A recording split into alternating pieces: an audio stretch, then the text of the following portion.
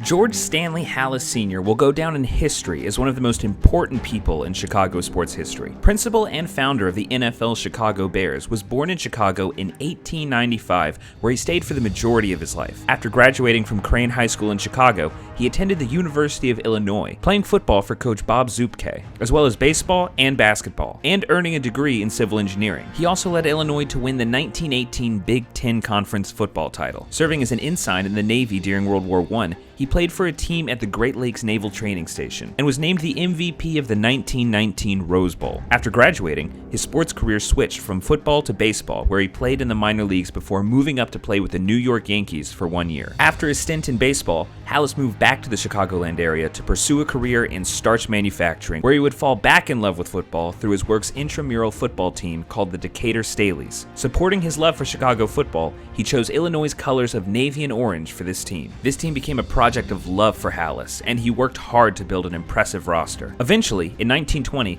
Halas would be working as the coach, owner of the team, and as a member of the team on the field. The Chicago Staleys set up shop at Cubs Park, soon to be known as Wrigley Field. That same year, the Staleys worked their way through the season to win their first NFL championship in 1920. In 1921, Halas declared the team as the Chicago Bears, stating, "If baseball players are Cubs, then football players must be Bears." In the late 1930s, Halas perfected the T formation system to create a revolutionary and overwhelming style of play, which drove the Bears to an astonishing 73-0 victory over the Washington Redskins in the 1940 NFL championship game. Still, the most lopsided margin victory in NFL history. Every other team in the league immediately began trying to imitate the format. The Bears repeated as NFL champions in 1941, and the 1940s would be remembered as the era of the Monsters of the Midway. Halas continued leading the Bears to history-setting plays and wins throughout his time with the team. Though he stopped playing in 1930, he never stopped making the Bears into a better team and to make football an even more exciting, challenging, and complex game. He officially retired as the Bears coach in 1968 after serving time in the Navy during World War II. It is not a question that the game of football would not be where it is today without George Stanley Halas. The NFL not only gained a new team because of Halas,